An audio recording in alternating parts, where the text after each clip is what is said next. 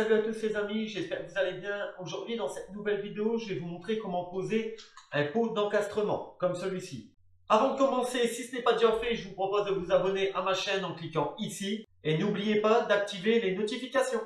Une fois que vous aurez délimité l'emplacement de votre pot selon si c'est une prise ou un interrupteur, vous prenez un niveau, vous tracez un trait de niveau et un trait d'aplomb. Comme ceci.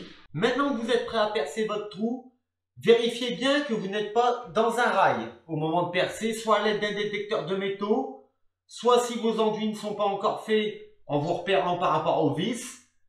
Sinon, sondez avec un tout petit tournevis pour éviter de percer un trou de ce diamètre dans un rail qui va fragiliser énormément vos montants. En ce qui concerne le diamètre, pour un pot simple de ce style, vous serez toujours aux alentours de 67-68 mm. Donc pour votre trou, il vous faudra vous munir d'une scie cloche de ce type, du diamètre 67 ou 68 et d'une visseuse. Donc votre mèche à l'axe de votre repère et vous y allez.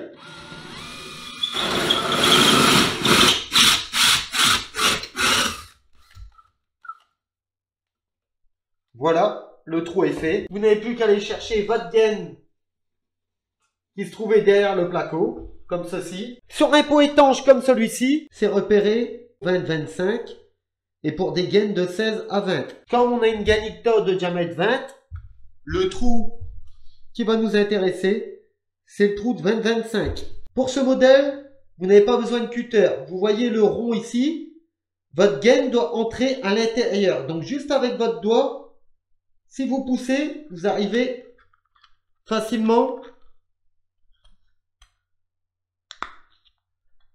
à retirer le petit bout de plastique. Donc votre gaine doit pénétrer pile à l'intérieur. Je vous montre, votre gaine va arriver de votre mur comme ça. Elle doit pénétrer un peu en force, comme ceci.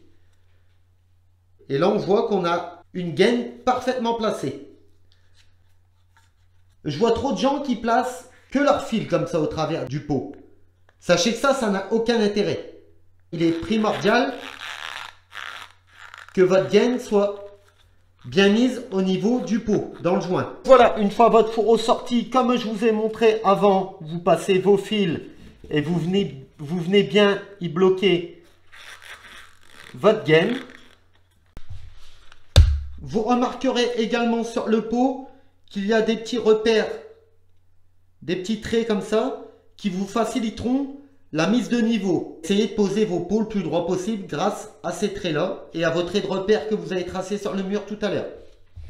Donc vous venez positionner les repères qui sont sur le pot au niveau de votre pour vous assurer que ce soit parfaitement de niveau, en sachant qu'on va tricher à l'aide de votre appareillage.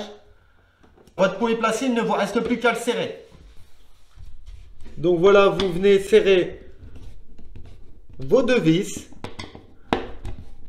pour que votre pot soit bien plaqué contre votre placo. Il ne vous reste plus qu'à venir y placer votre petit capuchon étanche au niveau de votre gaine. Ça se place comme ceci. Je ne sais pas si vous voyez bien. Voilà. Au moins avec ce genre de bouchon, vous êtes sûr qu'il n'y ait aucune circulation d'air dans les fourreaux. Parce que si votre fourreau part d'une pièce chaude, d'une chambre ou autre chauffée, et que la boîte de dérivation à l'autre extrémité se trouve dans les combles ou au froid, il peut y avoir une formation de condensation dans vos gaines électriques. Et vous allez forcément sentir l'air froid passer par le fourreau.